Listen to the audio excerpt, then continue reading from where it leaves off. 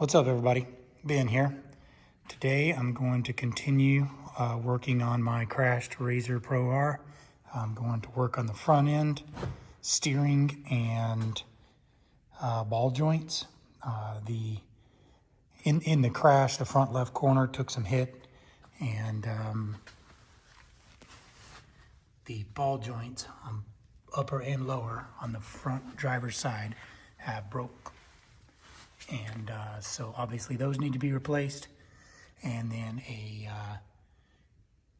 tie rod is obviously bent as well. And this factory axle has a nice bow in it as well. So I'm going to replace the axle with the factory replacement. But the 2022 year model of the Pro R was the first year model, and the ball joints have been a known weak point. So I got some replacement ball joints from Black Ops, and I'd been kind of looking around, checking out some options, and there's several options out there, and this was one of them.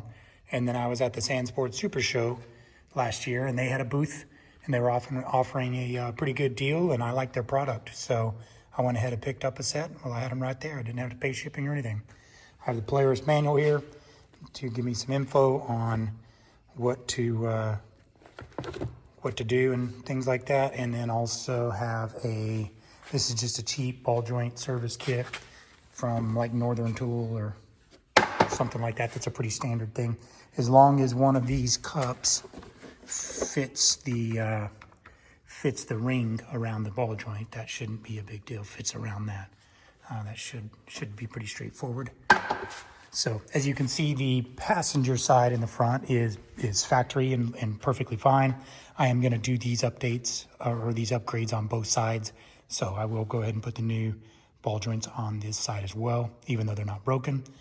And then in the steering, I didn't want to put factory steering tie rods back in. So I went ahead and got Shock Therapy's, it's called like the Ultimate tie rod kit or something, yeah, for the Pro R. And I had these powder coated blue, red, as you can see. I had it's just the shaft I just unscrewed. The clevis and the ends and everything are still there. So the same finish that they come in.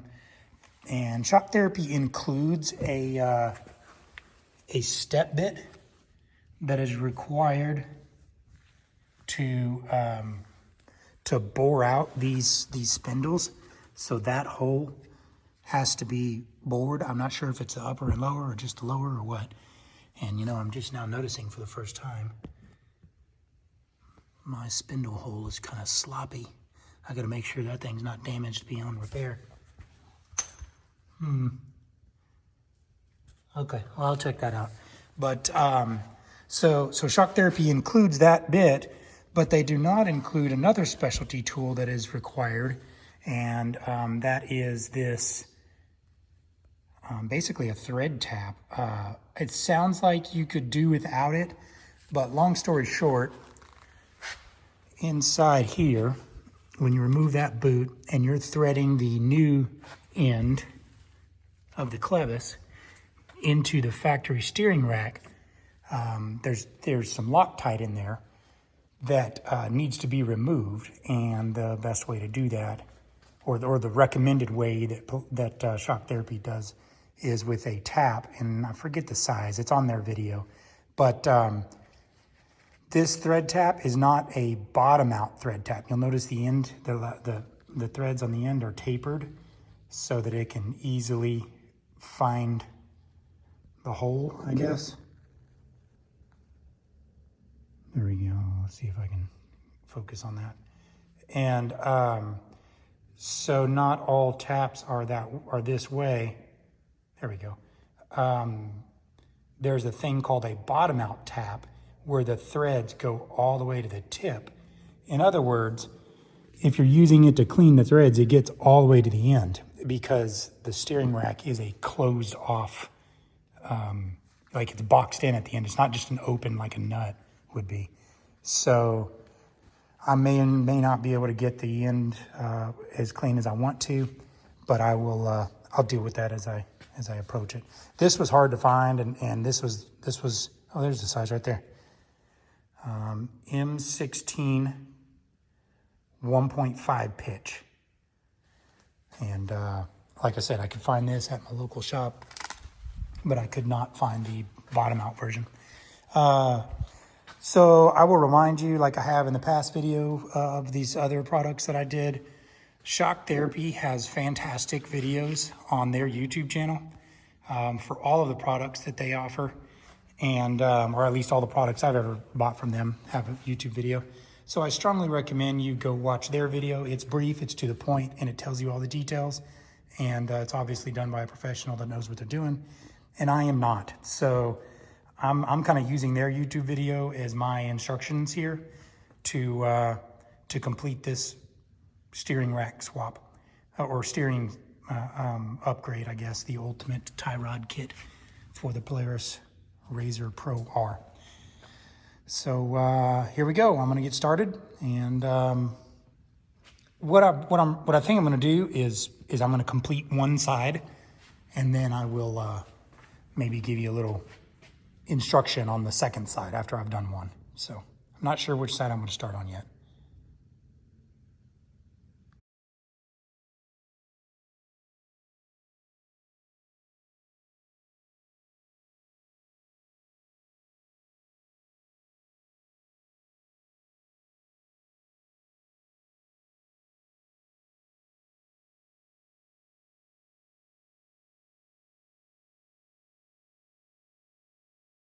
All right, so I think I got all the disassembly on this side, the wrecked side. Nothing too bad. First time I've done this, so I had to learn a few things. Pushing out the ball joints is not a big deal with the proper tool, as long as you undo the snap rings. So there are snap rings on the bottom side, and I'll show you that on the other one. But so I didn't realize that, so it took me a while to figure out why I wasn't pushing them out very easy. And then the axle pulled right out, and it was a little bit of a trick to get the clevis out of the steering rack, mainly because of access. It's big and it's buried in there. So spindle has some marks on it. Obviously the axle beat around a little bit whenever it came out, as well as just the fact that the A-arms were both just kind of flopping around, you know, without the ball joints and everything. So I think it's fine. I'm gonna try it, and maybe the spindle has to be replaced, but I don't think so. So here's the actual tie rod that I took out. It bent here, which was obvious, but it also bent in here, inside, that was buried behind the boot. It's got a little ball and socket and a real small area, real necked down area. Shock Therapy mentions that that is the weakest spot that always bends. So, ours bent. Here's a broken ball joint. The tip of this is the lower, and the tip of this with the nut on it is out in the sand somewhere. So that's adios. This is the upper ball joint, broken off in the arm, no big deal. These are the rings. I had to mangle them because I didn't realize they were on there, at least the bottom one I didn't, and so I pushed it real hard, and so it bent it to get it out. And then this one was just being stubborn, so I had to yank on it quite a bit. I hope I don't have to use these. I don't think I do. For the replacements, these are pressed in and then fastened with a actual threaded nut. So I'm looking forward to that, or a cap or whatever. So I will. I think I'm gonna clean up some things, and I'm gonna go ahead and start with putting in these clevises, or at least the driver's side clevis of the steering rack, because that's the thing that's deepest, I guess, hardest access. And then I'll put these ball joints in. So that's it. I'm gonna get to assembly now.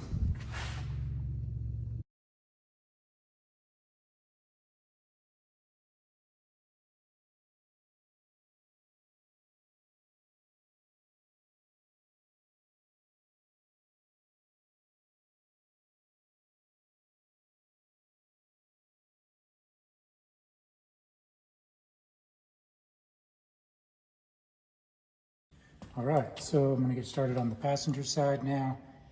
Just quick disassembly really, well, hopefully quick. I'm gonna start with this upper ball joint. This is a 15 millimeter nut on the back side of this bolt.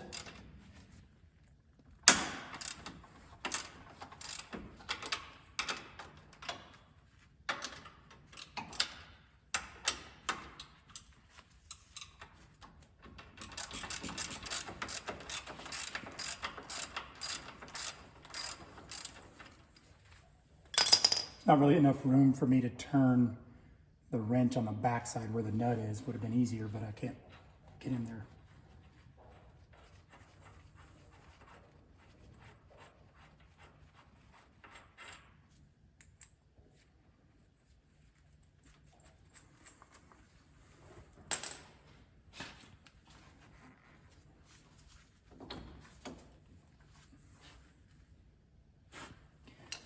So then the lower ball joint is a 18 millimeter nut.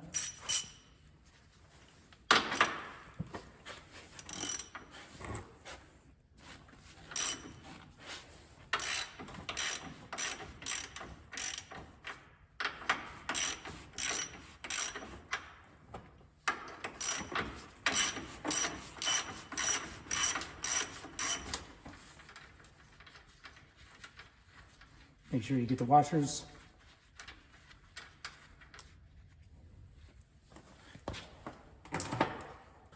The tie rod is a 21 millimeter.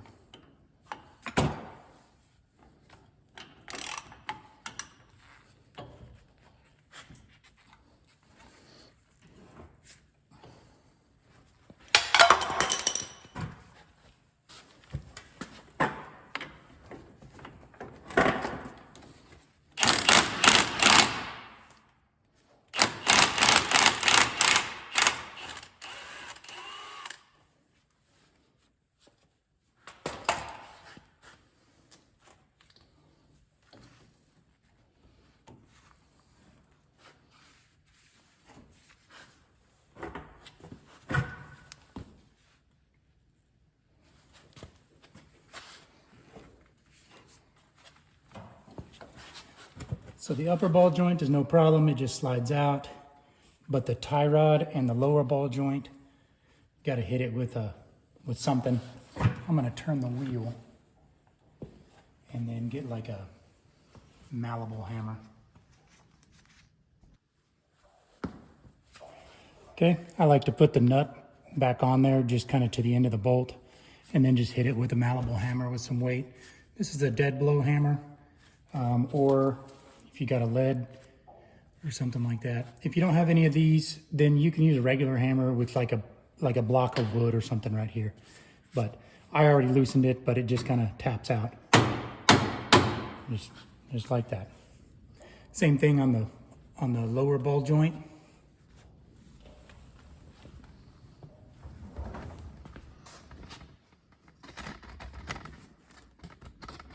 Down here. I just kind of finger tightened the nut back on there and then just tap it. And that's it. Take the nuts back off.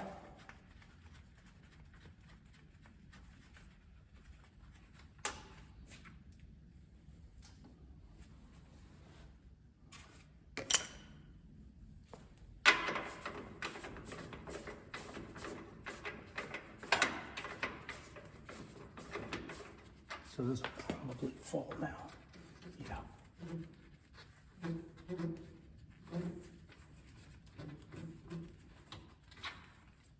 All right, so that's all loose. The spindle and everything can come off. So I don't have to take the axle out or the brake line. So I'm gonna try to just pull that whole assembly and just kind of let it float. So I might use, tell you what, I'm gonna use a strap, I think. Or I might just do like the replacement upper ball joint or replacement lower ball joint at different times. So I can do the steering. So I'm gonna go ahead and, tell you what, I'm gonna remove that boot and get the steering out. Upon further inspection, I am going to have to take this axle out.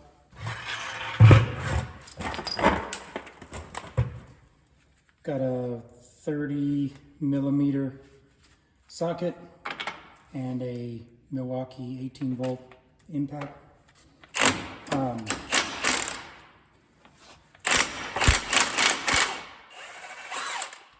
Zips right out. There is not a washer, it's just a flanged nut with nylon locking on the back. That's unlike any other side-by-side I've ever owned. Okay, so now I'm just going to strap this assembly up out of the way. Okay, just undoing these clamps.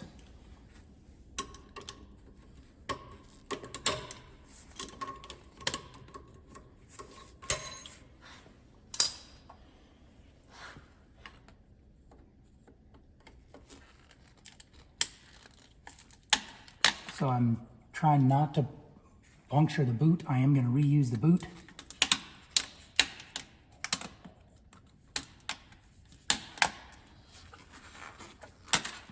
But I'm not using the clamps, so they're not as important.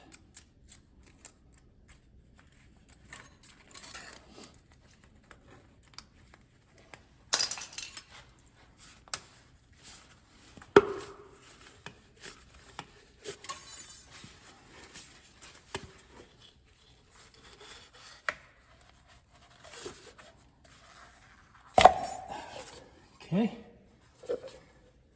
so I don't know what size this clevis is, but there's a couple of flat spots, one here and one here, and I just get a big crescent wrench on it. In order to get a good access to that, I'm going to lower the A-arm, the bottom A-arm as much as I can.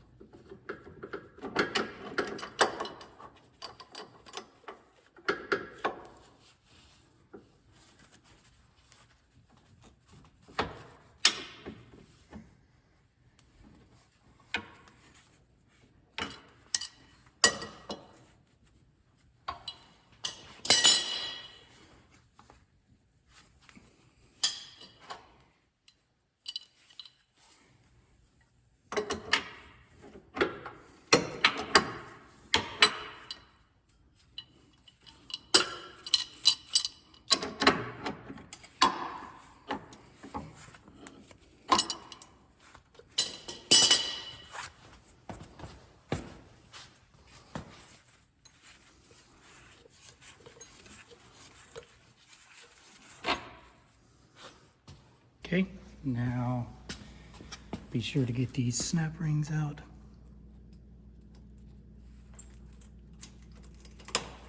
From underneath each ball joint.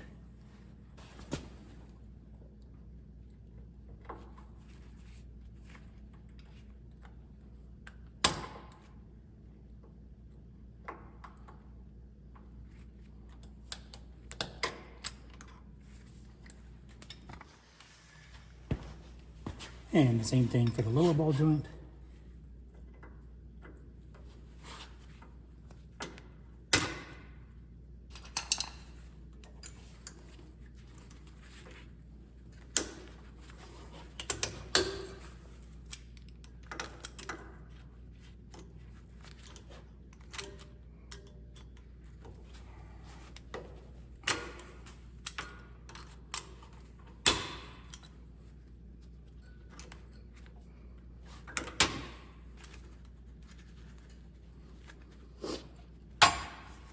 I feel like this is a good opportunity for me to point out that I am not a professional mechanic.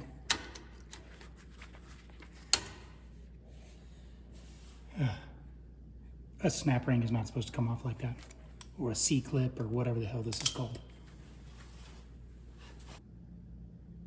All right, now I'm going to remove this upper ball joint.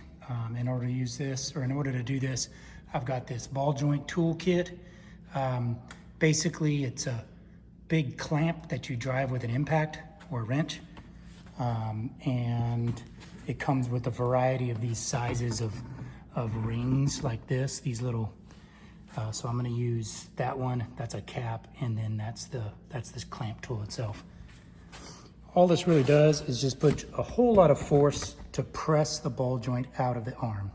This is pretty popular in automotive world, and so side-by-sides usually have ball joints like this that need to be pressed in for the front arms.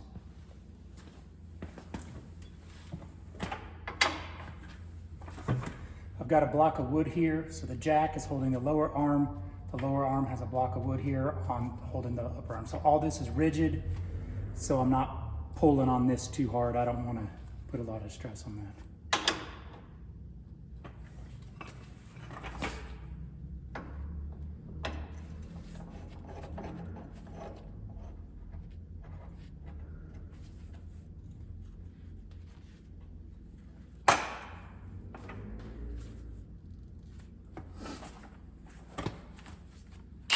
Got a big impact. I'm just going to put it on the bottom. This particular kit uses a 7/8 drive.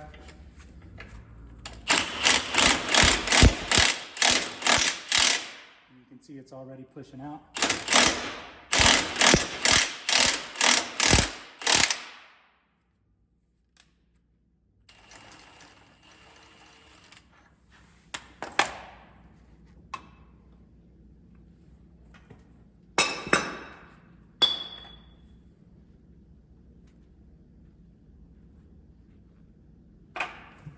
That's it. Here's the replacement Black Ops ball joint. Very fine piece of equipment. I like it. Well refined, good metal work. I'm going to take this cap off. I highly recommend you visit Black Ops Machine, their YouTube channel, because they are obviously professionals, unlike me, and they can tell you more thoroughly how to do this with better detail.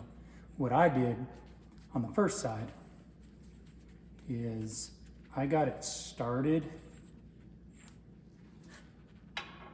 So it's not completely bolt in. You are supposed to still press in the back side, but what I did to get it lined up is I started the cap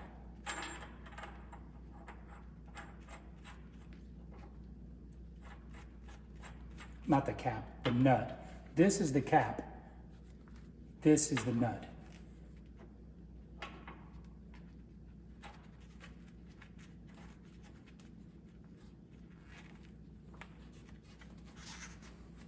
So one of the problems I have when installing ball joints or bearings, anything with a press, is getting it aligned properly so that it doesn't get pushed in crooked. So what I'm doing here is I'm just using this cap to kind of suck it in nice and square. There is flat spots on the ball joint body. I don't know what size it is. I'm using crescent wrenches or adjustable wrenches, which I probably shouldn't be, but that's what I have.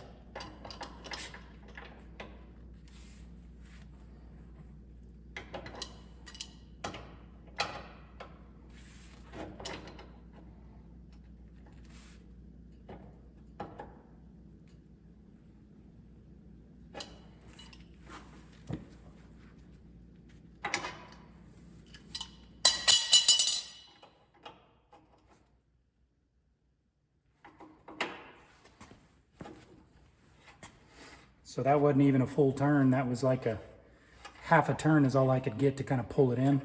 But as you can see, it drew in the ball joint enough to hold it, and it's kind of aligned now.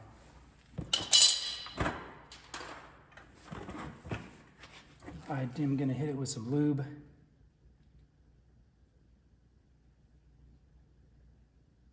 I don't know if that's a good idea or not, but I feel like it'll help eliminate the friction and pull the metal in there.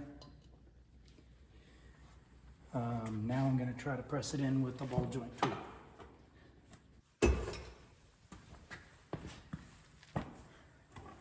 None of the rings in this ball joint kit fit this right, so I'm just using a 36mm socket. It does pretty well. It fits okay. I kind of got it started with that one of those rings, but it was going in crooked, so this might work a little bit better. We'll see.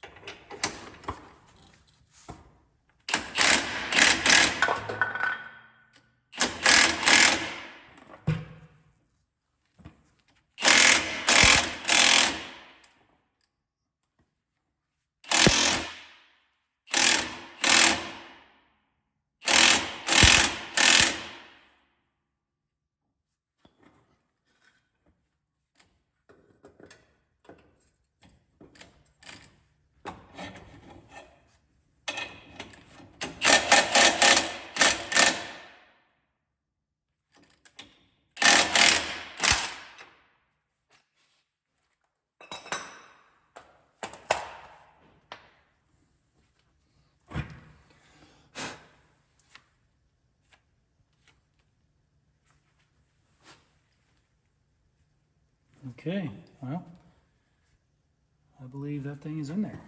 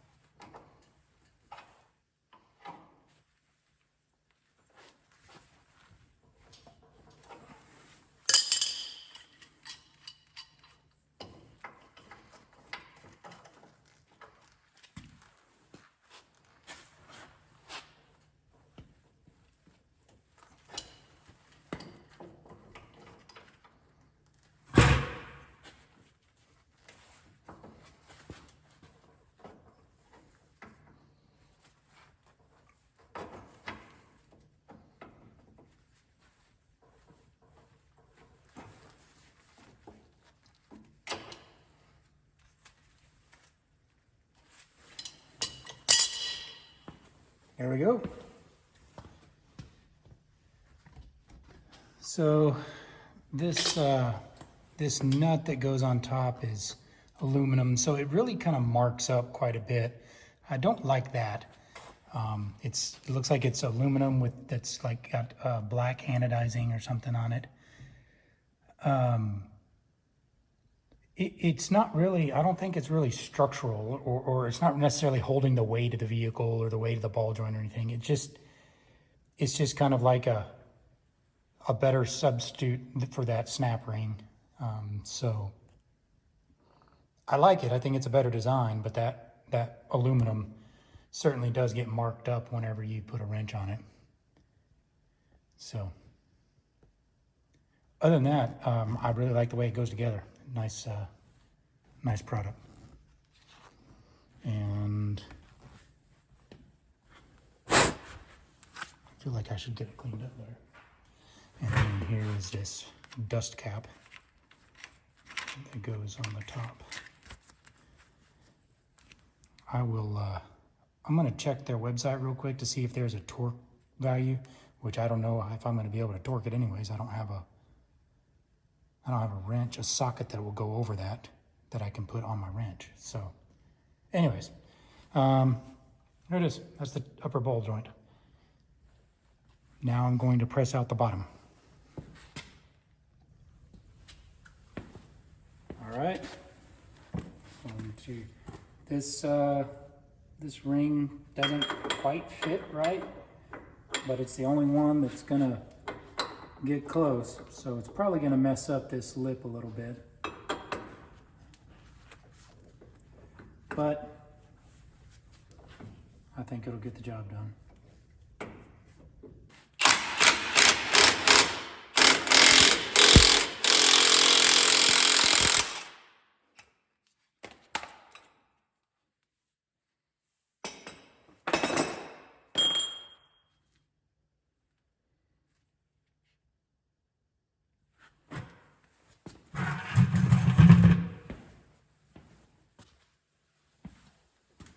Okay, just like the last one,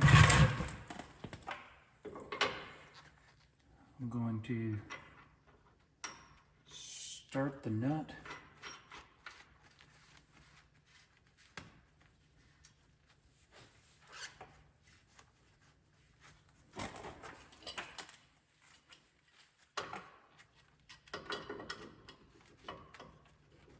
This one is slightly bigger.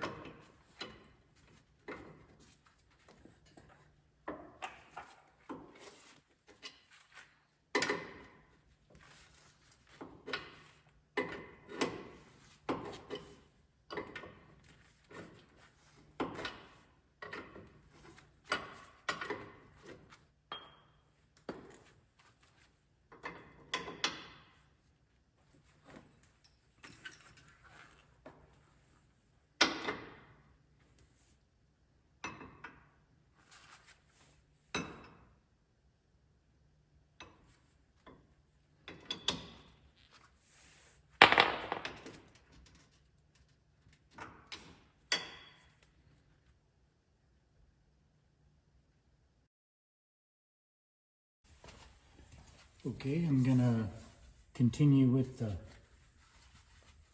steering installation.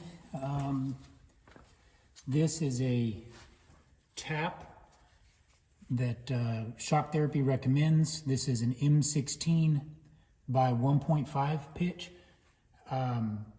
They recommend a bottom out tap, and this one is not a bottom out tap because see that the end of it is tapered. So this isn't exactly the right tool, but it worked well for me on the other side, and I'm going to use it on this side. The goal is to just clean out these threads inside the steering rack.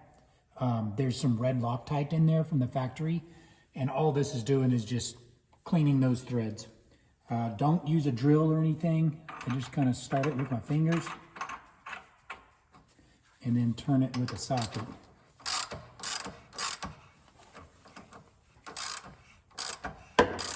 This should be easy. There should not be any resistance or anything, maybe a little bit, but not much.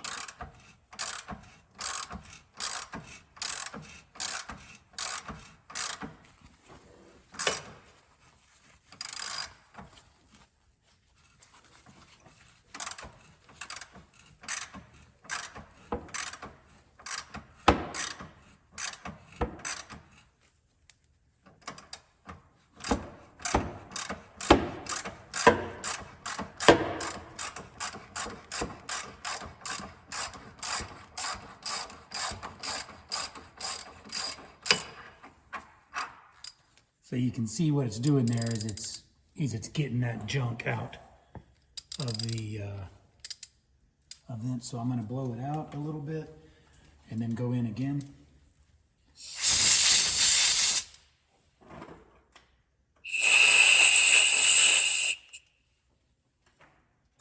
It's already made a pretty big difference in there.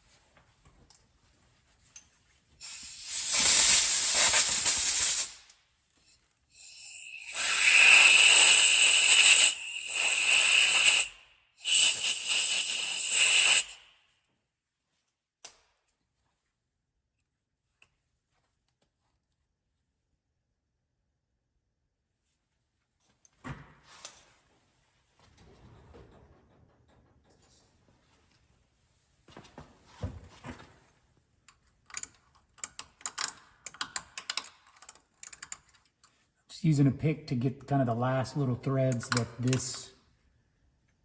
this tap doesn't reach because it's not a bottom out tap.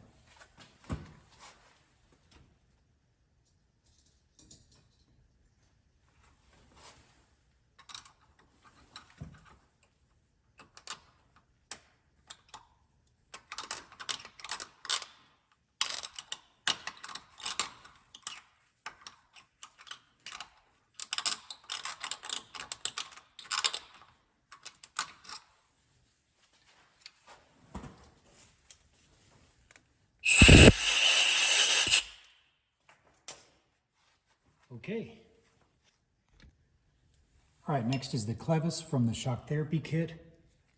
The clevis has a threaded side and a not threaded side, and it is grooved back here, so it's intended to be clocked on these factory flat spots, and the threads are supposed to be closer to the firewall. And then this bolt gets red Loctite and 75 foot-pounds of torque.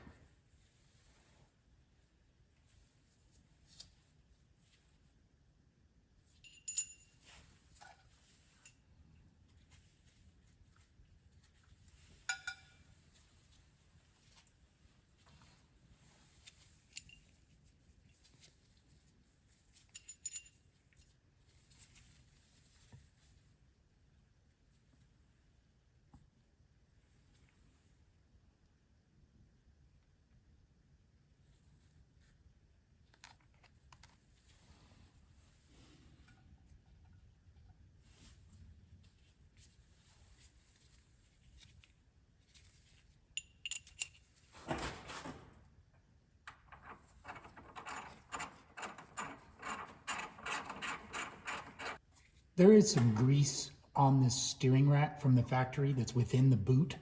I leave all that grease alone. It's there to lubricate that shaft. The end has a little bit on it, but I left it there.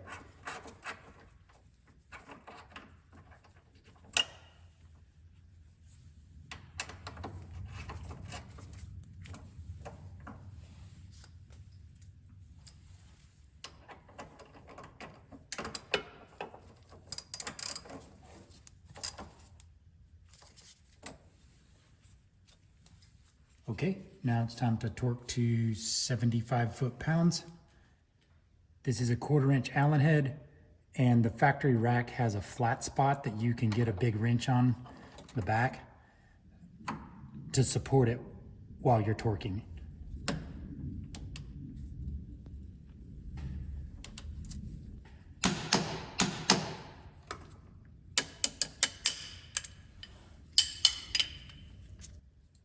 Okay, next I'm putting in this heim joint.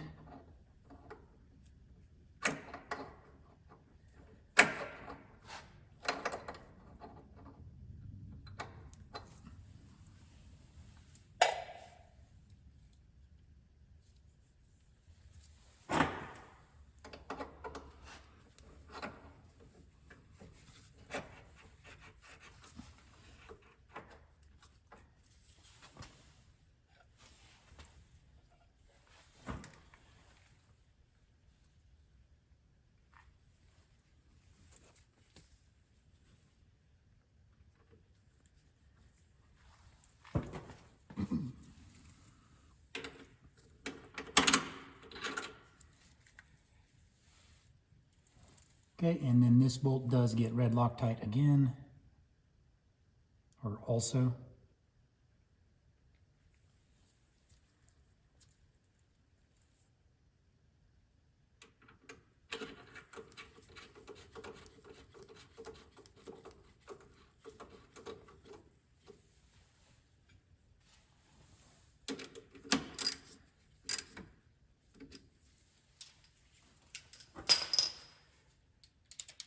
And this bolt is torqued to 60 foot-pounds.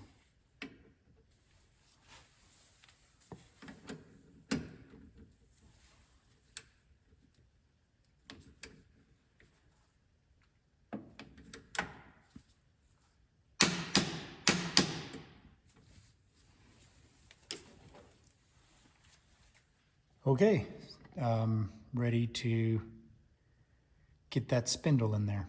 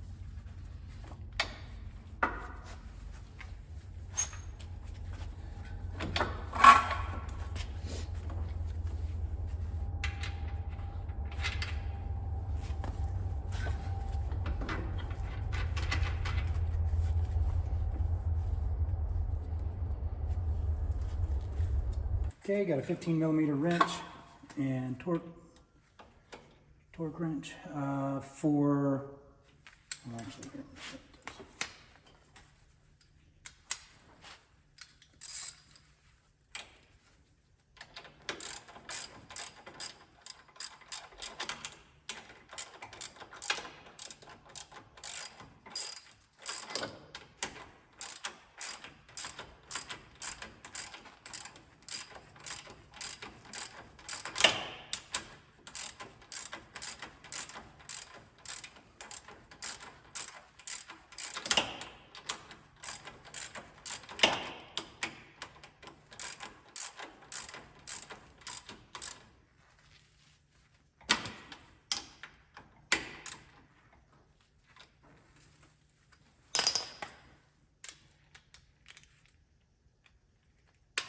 this pinch bolt on the upper A-arm ball joint is torqued to 52 foot-pounds.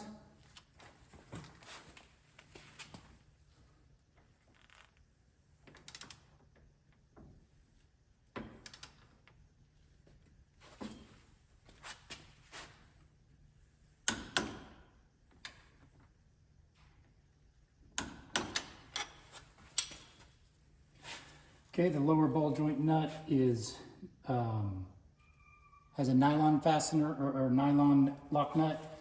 So, and it is a 24mm.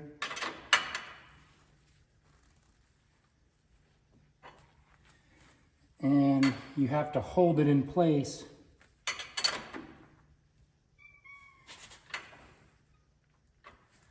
You have to hold it in place from the bottom with a 6mm Allen on the tip of that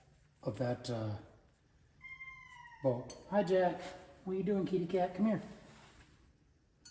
So this is kind of cumbersome. If you have a ratcheting wrench this big, that would help. I have ratcheting wrenches, but they don't go this big for me. So I'm just using the boxed end. Maybe this will work, maybe it won't. What is it, buddy?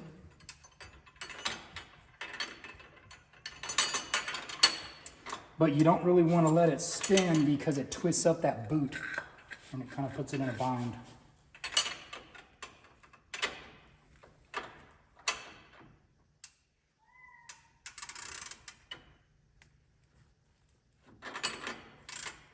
Just like that.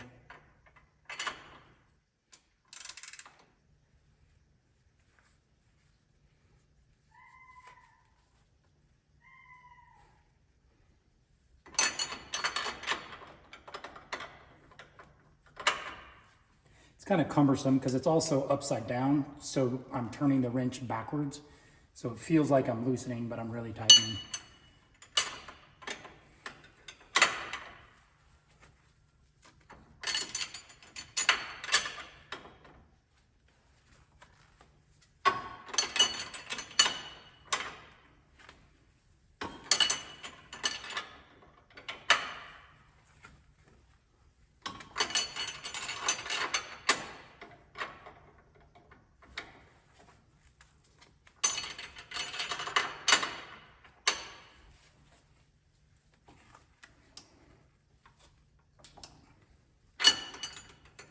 Okay, that's pretty tight by hand.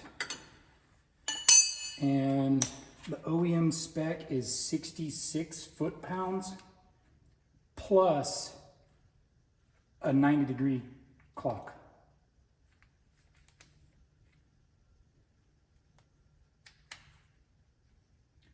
I don't know if Black Ops wants you to use the OEM spec. I assume they do because I never saw any place where they told me, where they gave instructions on a different torque spec.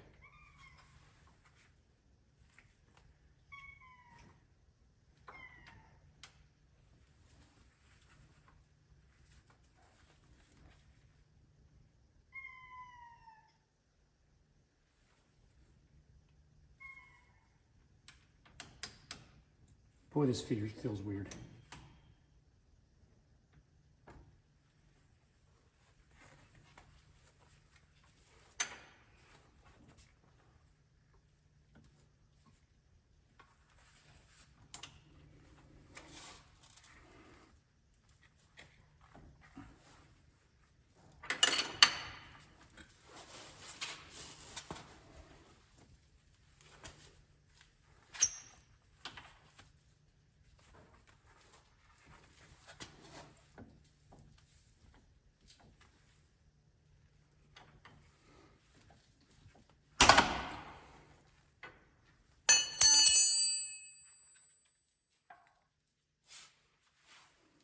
All right, the next step with the Shock Therapy Perfect Tie Rod Kit is they provide this bit in their kits.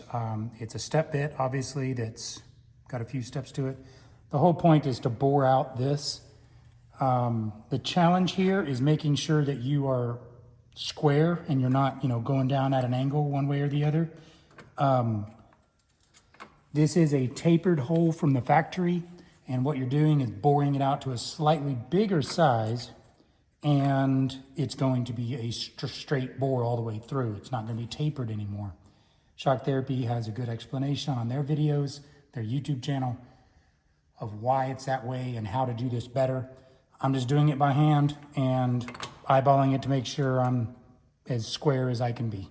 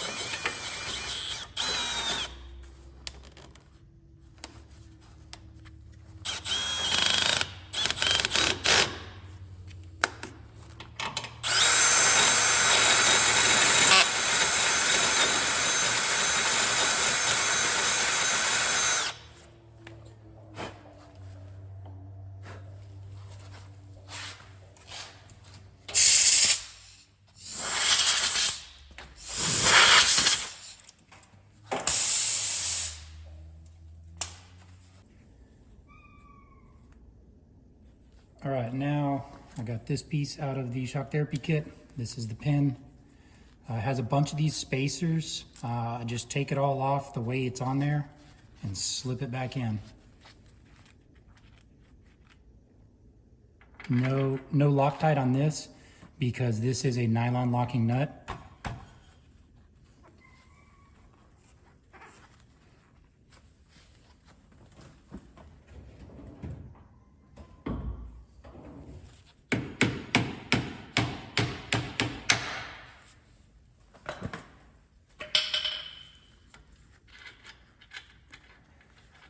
I didn't really understand why there's a bunch of spacers there. They have a reason, and it's so you can adjust bump steer, I guess.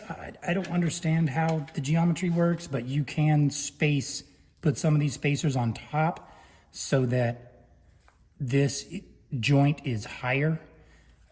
I'm not sure what the reason and what scenario you would want to make that adjustment, but that's built into this kit. That's like one of the whole advantages of running Shock Therapy's perfect tie rod kit. They did say that to start, the most desirable position is all the spacers on the bottom. Again, I don't know. So I'm trying that. It went together fine on the other side. I will say the only major problem I had was getting it tight.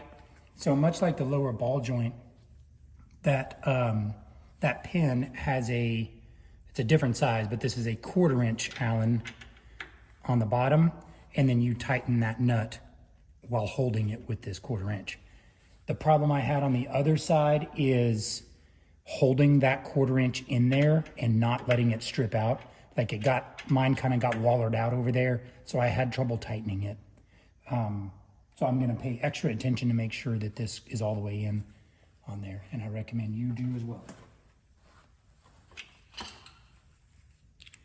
If you've watched my videos before, you know that I'm kind of annoyed whenever you're working on a machine that is all metric measurements and all metric nuts and bolts and fasteners from the factory, but then the aftermarket parts I'm putting on are in imperial measurements. So I'm kind of annoyed, but you know, I'm over it. This is supposed to be the best part, and that's what I'm going to use.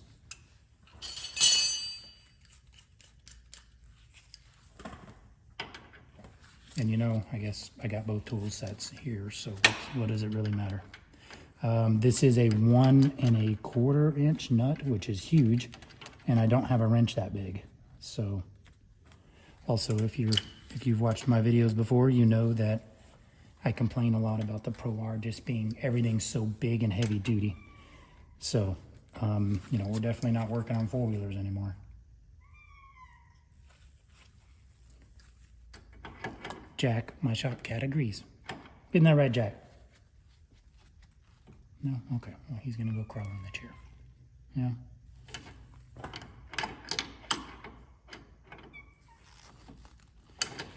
Their recommended torque is 50 foot-pounds, which I'm just getting it snug first, and then I'll get the torque wrench.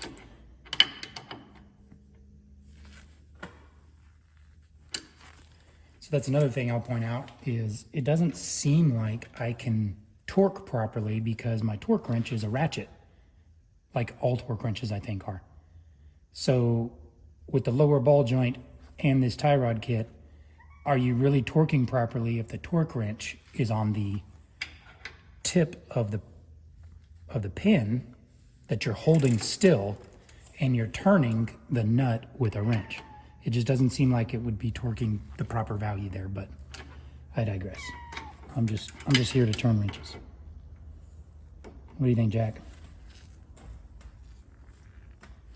This does get pretty...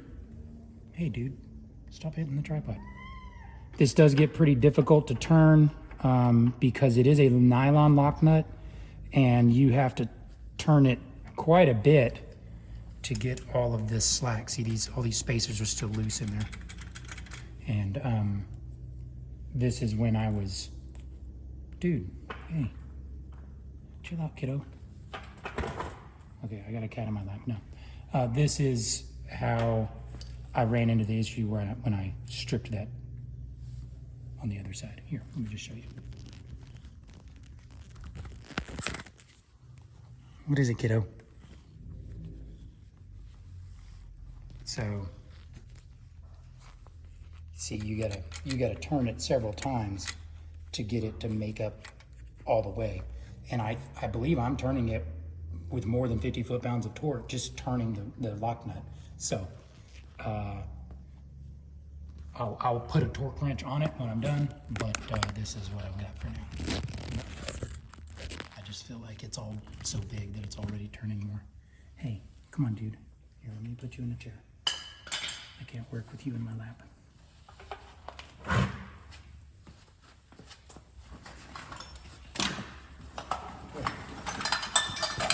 Hey, come here. Jack, this is for you, buddy. You can sit here. There you go. He doesn't care.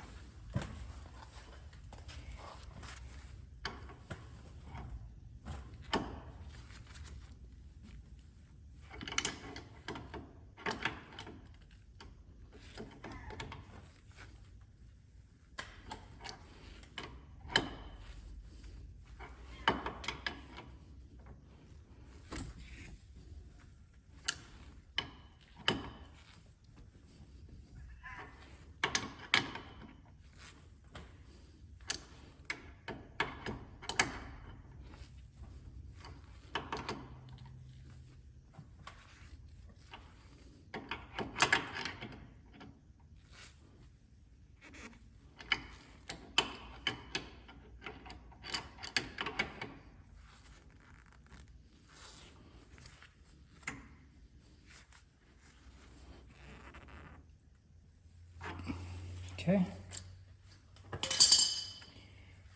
I will go back and torque that with the torque wrench later. I kind of want to put the tie rod on so I have some more stability. This won't be moving around so much. All right, now I get to put some color on. So here's the tie rod from Shock Therapy that I had powder coated red. This is Astatic Red from Prismatic Powders. From Shock Therapy, there is anti-seize on these threads. You might want to add some if yours wore off for some reason, but it shouldn't. I had to clean the inside of these tie rods after powder coating, so I added a little bit more. So I'm going to run it all the way up. I loosened that jam nut as much as possible, and I just ran the tie rod all the way in. Now, don't forget to put the boot on. This is the factory boot. You don't have to cut it or anything, but you can add some sort of lubricant to the tip to slide it on. This is a brand. They were a vendor at one of our events at America's Oasis. Tri-Pack Super Lubricants. Anyways, good stuff. It's kind of like WD-40 or a, oh, what was the other one I used to use? I forgot. Anyways, WD-40 type. It's a multi-purpose lubricant that has worked really well. So just put a little squirt in here. This is the same thing that Shock Therapy tells you to do. And then just slide it on.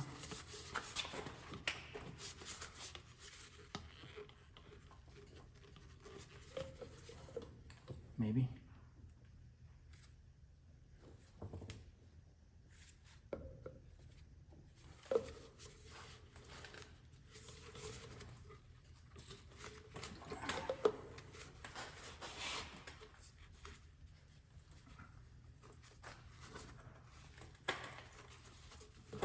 There we go.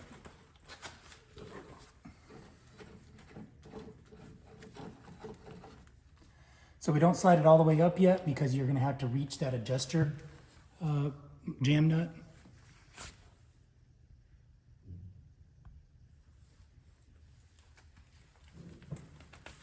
And then now I'm going to, like I say, there's anti-seize on those threads. Now I'm going to thread on the other end.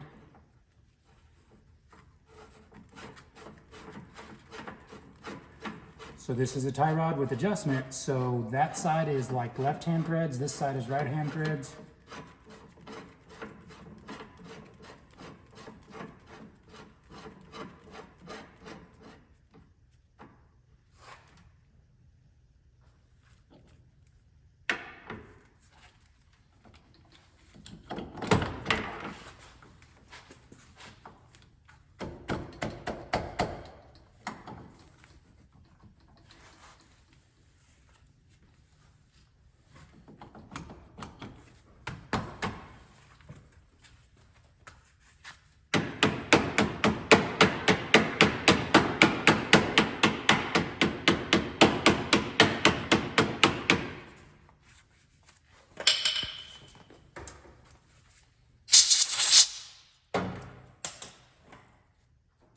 All right, and last piece is this little cap.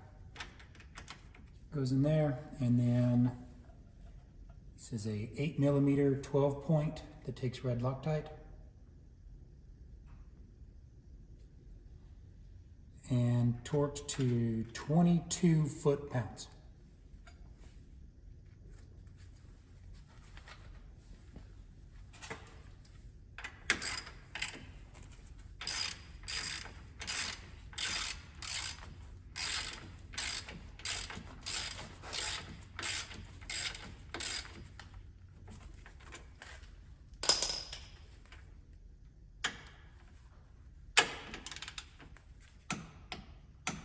Which is not very much. Okay, that's it. I'm ready to put the shocks together for the front end and finalize the front suspension.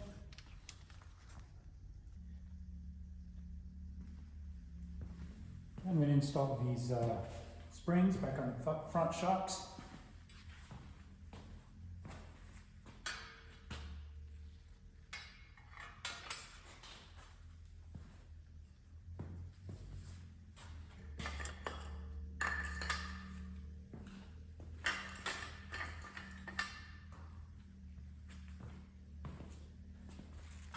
Paying attention to how they're clocked with the way that this is ends.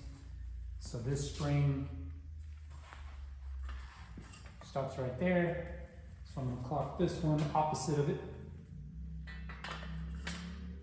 There.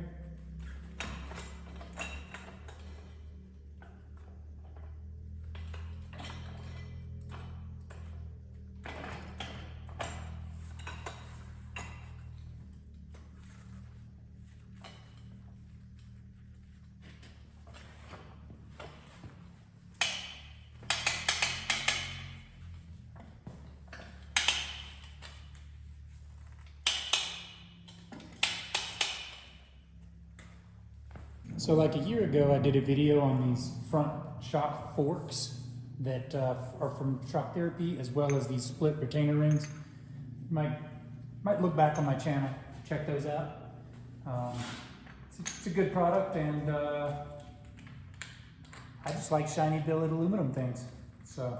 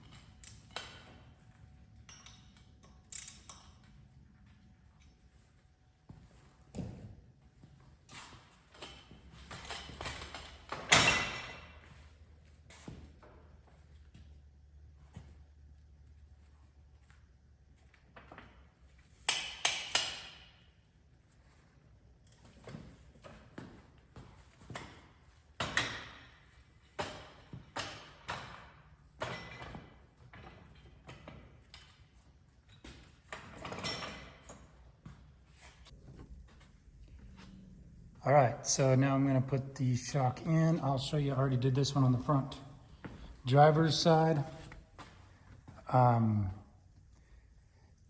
The way I find success doing this, the biggest problem is the suspension won't droop down far enough to fit the shock in like straight. So what I find success doing is ratcheting the shock, like compressing it a little bit. I use a ratchet strap to do that. And then sticking the bottom in and then taking the top and kind of leaning it through this back part, or through the kind of this directly from the side. So with the fork, you know, it splits the axle and it goes there. This is the bolt hole. And then on the top, it slides in this slot right here. So basically this is the angle, you know, that you slide it in from the top, but you have to get the bottom fork kind of to straddle that axle first. So here you are. You're gonna get to watch me struggle to do this. It's just kind of a hassle. With the suspension without a shock on it and without an anti-sway bar attached to it, the suspension will droop about an inch further than full droop with the shock on. So once you get it on there, you do have to lift it a little bit to get it in place. But what I've done is slung my ratchet strap around the shock, which you'll see now. And I've basically compressed it about an inch.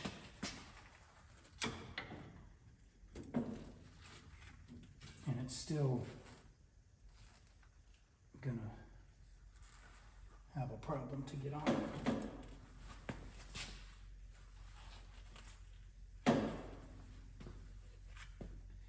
Yeah, I'm gonna have to compress it a little bit more.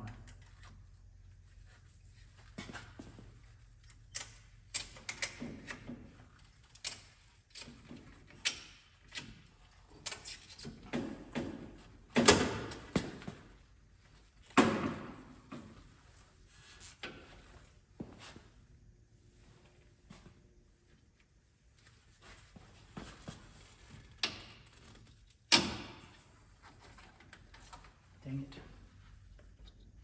Huh, now my strap's in the way.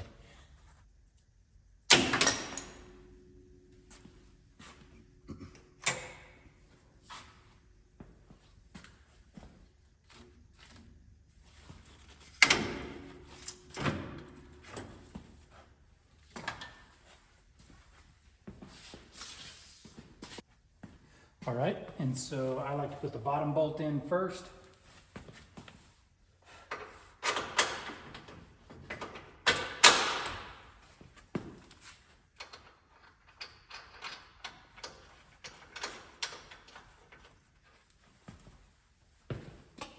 And then I'll jack up the front of the car.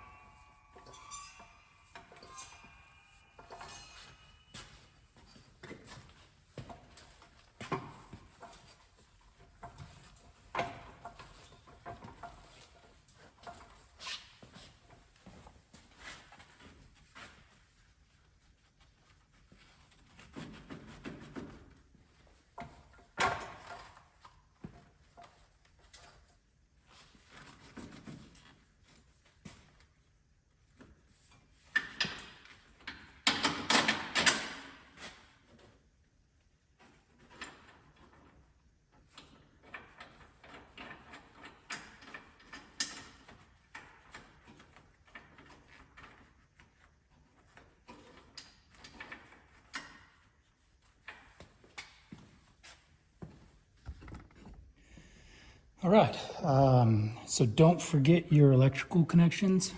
If you have shocks like these, which are the Fox live valve, or I guess Polaris calls it dynamics.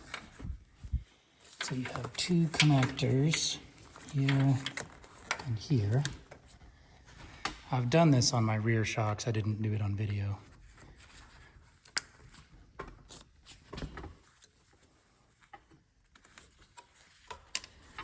And this is all surprisingly tight, but I guess,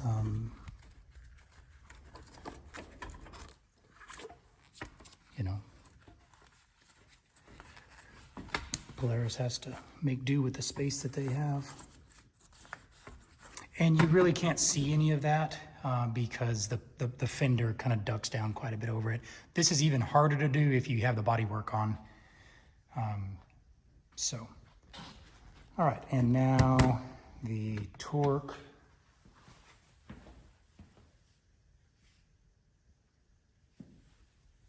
It's a 21 millimeter and it goes to 133 foot-pounds.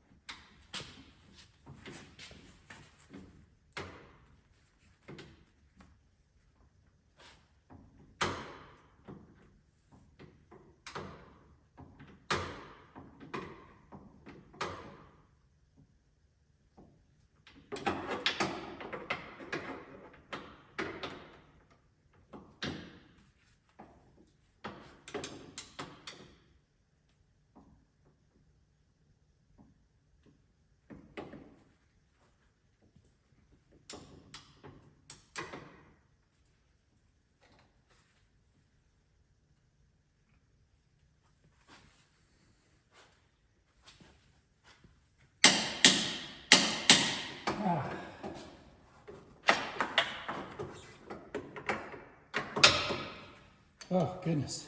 It's tight to get in there.